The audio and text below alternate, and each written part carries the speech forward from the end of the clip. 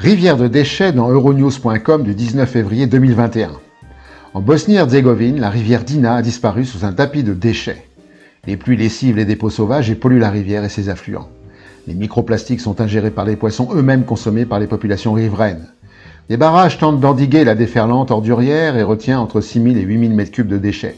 Ni la Bosnie, ni la Serbie, ni le Monténégro ne semblent être préoccupés par ce désastre, sans doute trop éloigné des palais gouvernementaux.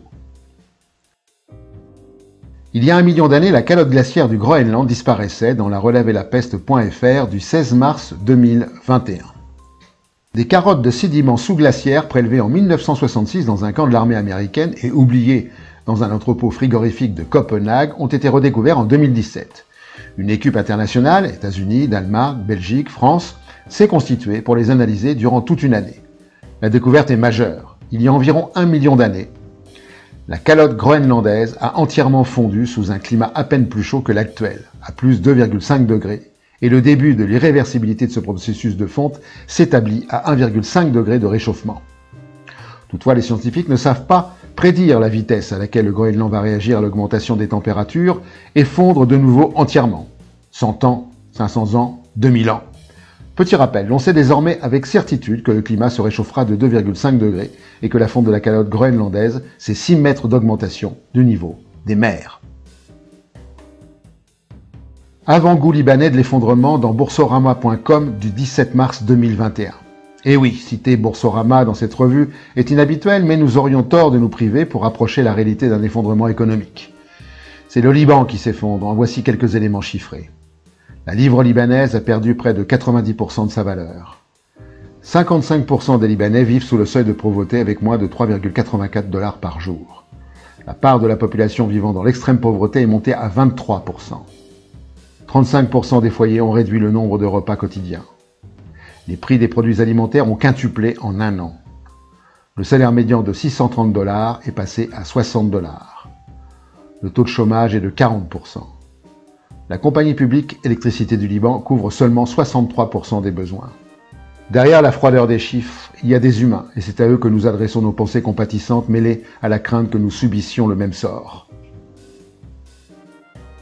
La Terre a déjà connu des réchauffements par le passé dans Wikipedia.org du 4 décembre 2020.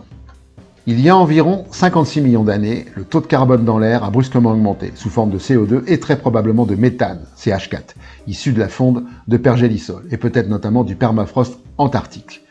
Ce qui s'est accompagné d'une hausse des températures moyennes de 5 à 8 degrés, causant des extinctions, des modifications de la flore et d'énormes migrations de la faune. On semblerait entendre une ritournelle du GIEC du XXIe siècle. Toutefois, cet épisode de maximum thermique dura environ 20 000 ans. Oui, 20 000 ans. Le génie humain consiste à provoquer le même phénomène en 2 siècles. Les 2 premiers effondrements en cours dans archipelduvivant.org du 18 mars 2021. L'effondrement du climat que nous connaissons avec une estimation pessimiste d'une élévation de la température du globe de plus de 5 degrés. L'effondrement de la biodiversité avec la 6e extinction de masse, 68% des vertébrés en moins de 40 ans. Ces 2 effondrements ouvrent une ère d'instabilité environnementale qui se caractérisera par l'accroissement de l'occurrence et de l'intensité des événements extrêmes d'origine naturelle. Dans cette période nouvelle, il y a 2 types de risques, ceux reconnus mais sous-estimés, comme les risques naturels, technologiques, sanitaires, terroristes et cyber, et ceux méconnus, comme la raréfaction des ressources, tant naturelles que fossiles ou minières, le risque alimentaire, risque de blackout énergétique, etc. Ces risques méconnus ne parviennent pas à la conscience des humains, ni à l'entendement de celles et ceux qui les gouvernent, car ils sont inacceptables, tant s'en prémunir mettrait en cause le système marchand globalisé. Nous subirons donc les effondrements en cours et poirons sous la conjugaison des menaces sous-estimées et des menaces méconnues. Et pour finir, le livre de la semaine. À la prochaine fois.